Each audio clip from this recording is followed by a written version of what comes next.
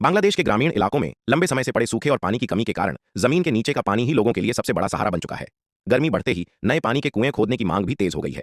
ऐसे समय में सामने दिखाई दे रही यह पेशेवर टीम सबसे कम लागत में दूर दराज के गांवों तक पानी पहुंचाने का काम करती है। इनके साथ लाई गई भारी भरकम स्टील की पाइपों को देखकर ही अंदाजा लगाया जा सकता है कि आज एक बड़ा कुआं खोदा जाने वाला है। गांव में पिछले 3 महीनों से बारिश नहीं हुई, इसलिए ग्रामीणों ने जल्द से जल्द नया कुआं बनवाने का फैसला किया। काम शुरू करने से पहले टीम का मुखिया सबसे पहले कुएं की सही जगह और अनुमानित गहराई तय करता है। इसके लिए जमीन में एक बड़ा और गहरा गड्ढा खोदा जाता है। गड्ढे का आकार भी सोच समझकर बनाया जाता है ताकि मिट्टी की परतों का अध्ययन किया जा सके और यह पता लगाया जा सके कि भूजल किस स्तर पर मौजूद है। साथ ही यह गड्ढा खुदाई के दौरान मिट्टी धंसने से भी बचाता है। इसकी गहराई लगभग 3 से 4 मीटर तक रखी जाती है। जब शुरुआती गड्ढा तैयार हो जाता है तो उसके बीच में एक गोलाकार छेद बनाया जाता है। इसके बाद असली खुदाई का काम शुरू होता है। सबसे पहले 2 मजबूत लकड़ियां रखकर सहारा बनाया जाता है, फिर त्रिपाई ट्राइपॉड की मदद से भारी स्टील पाइप को धीरे धीरे नीचे उतारा जाता है। इन सभी स्टील पाइपों में स्क्रू वाले जोड़ बने होते हैं ताकि जरूरत पड़ने पर उनकी लंबाई आसानी से बढ़ाई जा सके। ये पाइप मिट्टी को सहारा देने का काम करते हैं, जबकि असली खुदाई सामने लगे विशेष ड्रिल पाइप से की जाती है। एक अनुभवी कारीगर लकड़ी की छोटी चौकी पर बैठकर पूरे ड्रिलिंग सिस्टम को नियंत्रित करता है। देखने में यह काम आसान लगता है, लेकिन पूरे कुएं की सफलता उसी के अनुभव पर निर्भर करती है।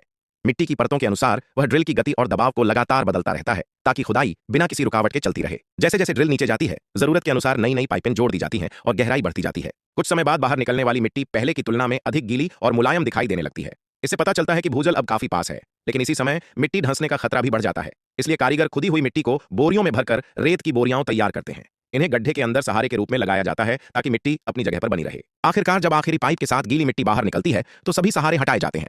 इसका मतलब होता है कि पानी तक सफलतापूर्वक पहुंच बना ली गई है, लेकिन काम अभी पूरा नहीं हुआ। अब प्लास्टिक की विशेष पाइपें एक एक करके कुएं के अंदर उतारी जाती हैं। हर पाइप को स्क्रू से मजबूती से जोड़ा जाता है ताकि पूरा पाइपलाइन सिस्टम सुरक्षित और टिकाऊ रहे। अनुभवी कारीगर बेहद सावधानी से सभी पाइपों को नीचे तक स्थापित करता है। इसके बाद बाहरी स्टील पाइपों को धीरे धीरे बाहर निकाल लिया जाता है और केवल स्थायी पानी की पाइपें अंदर रह जाती हैं। अब जमीन के ऊपर वाले हिस्से को मिट्टी भरकर अच्छी तरह दबाया जाता है ताकि पूरे कुएं की संरचना मजबूत बनी रहे। ऊपर केवल पाइप का कनेक्शन बाहर छोड़ा जाता है। आखिरी चरण में पानी का पंप लगाया जाता है। जैसे ही पंप चालू किया जाता है, कुछ ही क्षणों में साफ पानी तेज धार के साथ बाहर निकलने लगता है। पानी का बहाव देखकर साफ पता चलता है कि कुआं सफलतापूर्वक तैयार हो चुका है और अब यह पूरे गांव की पानी की जरूरत पूरी करेगा।